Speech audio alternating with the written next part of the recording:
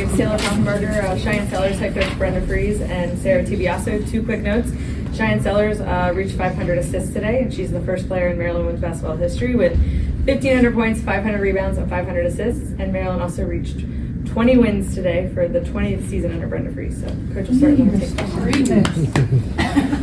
Really proud of our group for digging deep, especially, we've really challenged this group through our practices the last couple days and fighting through fatigue. I mean, that's where everyone's at this time of year in the season. But, they saw and proved to themselves after 2 great practices what that looks like. And for us to beat Michigan, they're a really, really good team. And you can see the young talent that they have, how special that freshman class is. And they're a hard matchup just given the all 5 players on the floor could score the basketball. But I thought we were connected on the defensive end. I thought our seniors, Shy, Sarah, Chris really stepped up and made big plays. Say as well. I thought that run that we had at the end of the second and into the start of the third was about the best we could have possibly have played. So this is what it looks like for us. They're all going to be hard. You have to go out and you've got to go get it. You've got to go take it in order to win a game in league play. So I'm really proud of the response of this team tonight and looking forward to as we move forward. Raise your hand for the mics. We'll take questions for the players first. We'll start over here with Kareem. Hey, y'all. Hi, how are you feeling? That was kind of a scary moment there at the bottom, at the end of the game there, and getting kind of, I know they were trying to intentionally foul. Did the knee kind of just buckle a little bit? Yeah, no, I just fell right on it. I'm getting old, so I can't keep falling. So, yeah, I'll be all right. Be all right? And obviously, you've accomplished so much in your career here. Another milestone. What do some of these things mean as you, keep raising up on the list, some of these lists, and, this one is, first player in Maryland history to accomplish that, and, there's been a couple good players to come through here. Yeah, I mean, it doesn't get done without great teammates, great coaching staff, so, I'm grateful to be in the position that I am. It really means nothing, though. Our goal is to win and make it far in the tournament and, win Big Ten, so I think that's the main focus. Everything else comes second. Yeah, Saylor, 80 or 12 came kind of in the beginning of that third quarter that Coach referenced. It felt like the game kind of opened up for you when you were putting the ball on the ground and attacking the rim. Was that like a conscious decision for you, or just kind of happened? Yeah, I think, sometimes I put myself to be like one-dimensional, and I think just, utilizing the bounce, attacking, putting pressure on the rim is really important. So, I think our third quarters are an emphasis, so coming out and attacking was definitely important for us. First of all, great win for Coach. And this question is for players or coaches. Michigan came out very aggressive and intense in the first half. What adjustments did you make? How did you raise your intensity? Did you talk to the players or anything? Or how did you feel after the second half to make the adjustments? I just want to hear your comments on that. Here we go. I can say it. I just think we obviously came out kind of on our heels, and I think we had to put pressure back onto them, and I think obviously you make adjustments in the game, but I think a lot of those were kind of our own mistakes. So I think we knew when Michigan was going to come in strong. They're a really good team, so I think just making sure the little things being intentional is really important as we adjusted throughout the game. I also think that Michigan's just been a team that never quits. They find great players, hardworking players, and I think our experience kind of helped us in the end, and finding a way to push through that wall. So I think just that really helped us too. Sarah, you said it was your third 20-point game. I think the last 6 or 7. What's been different for the past couple of stretches to kind of get you to tap into this different level of scoring? I would say better preparation before the games. But I know today was a little bit tough.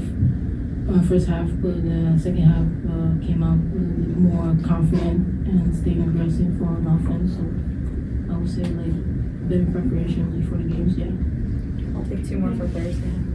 Michigan had a lot less open looks from 3 in the second half. Was that a focus coming out of halftime, and what defensive adjustments did you make, if any? Well, if you've watched our past couple games, people have been very successful from the 3-point line. So I think, we had to get in the gym or get together and take pride in that. It's definitely was something we worked on the past 2 days. Like we don't want to be that team that, they come in and they're like, oh, we're going to hit this amount of threes or they don't guard this. So I think, they shot the ball, they typically shoot the ball really well. So I think for us running them off the 3-point line and making them score, we'd rather them score 2s than 3s. But I think just from the past couple games, we had to make that adjustment and dig in a little deeper. Hey guys, for any one of you, that middle 8, end of the first half, start of that second half, where you race the 9-point lead, then open up a 5-point lead in the third quarter. How big were those 2 runs? Kind of set the lead, carried out throughout the second half. Yeah, I think those runs are huge. Basketball is a game of runs. It's a game of momentum, trying to get momentum back. Obviously, we have great fans that help us, swing the momentum. I think also just being united and knowing that we're never out of a game. I think that's huge, and especially in Big Ten play, every team's good. So I think if you're gonna give up, then we can just walk off the court. But I think this team does a good job of trying to fight back. Last one for players. Saylor, they had you and Allie switching off guarding Yulia Graboskaya. I think I got that. How do you go about guarding someone with that, physical presence on and physical gameplay on the court? I think just meeting her physicality. I think, when she's that tall, you kind of have to use your advantage. She's obviously a lot taller than me, so just trying to push her out. But I don't know. I think that when it comes to to players like that, you kind of have to use your advantage and try to not let her get second chance shots. I mean, she's still 11 on us, but I think we just have to be more intentional when they do have that advantage. Thanks, ladies. We'll take one. Emphasize coming out of that second half, because it seemed like you guys picked up on both ends. Offense got a little bit more efficient and started to get more stops on the defensive end. Yeah, again, just pure effort. Defense, rebounding for us is where it starts at. Transition, just, for us, sprinting, getting out. I mean, I think you saw was a little bit more intentional to go to the bench and, just not going to watch us, relax on plays anymore or take possessions off. So, I thought everybody was, ready to come in and give a lot of great effort tonight, which is a direct result of the game. One quick follow. Top 16 reveal kind of came out. You know how tough it is to, go on the road. Do you talk to your team about that? Or, it's February. It's kind of that time of the year. Did you discuss it with them? Or is it just like, hey, we need to finish strong? No, I mean, we control our own destiny. We were, I don't know if joking is the right word, but, actually, if you look at our stats, we're better on the road than we are at home this year. So this team, for whatever reason, is able to take away those distractions when they go on the road. So for me, whether we're home or on the road, it's showing that we've been able to lock in probably a little bit better on the road. So in some eerie sort of way, if that ends up being what ends up happening, I think we'll handle it either way. Coach, what can you say about Mir tonight? She was kind of almost phased out of the lineup at one point, and she gave you guys huge minutes, especially kind of when things weren't going your way. Can you just talk about I think that it's a really proud moment in coaching. I think Mir's been really resilient of, his minutes had kind of gone away, especially as Emily was coming back into the fold, but she never stopped working. And I think that's the beauty. We really felt there was a strong advantage in this game for her, and with the matchups and defensively, and credit to her, of just continuing to stay ready. That's what a vet does, and a championship mentality. So really proud to be able to see that, because Mira has really handled a really tough situation hard, and you love when being ready when your number's called, and she was. And then just one more, sorry. You went with 3 guards a couple times, but I haven't seen you do that much this season. Smaller lineups. What was just kind of the thought process behind that? The 3 guards. Like a smaller, kind of 5-out lineup. Like you went to with.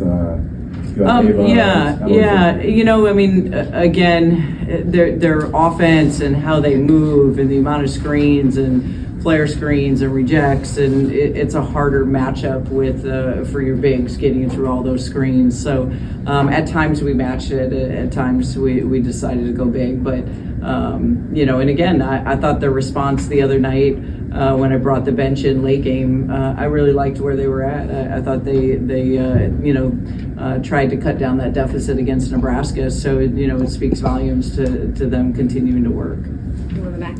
Coach, coming off that bench performance against Nebraska, was bringing in the bench depth so early today, was that sort of like a predetermined decision, or was Michigan giving you guys a look at like encouraging you to do that? I just watching film. I'm not going to watch kids, go three-quarter speed anymore.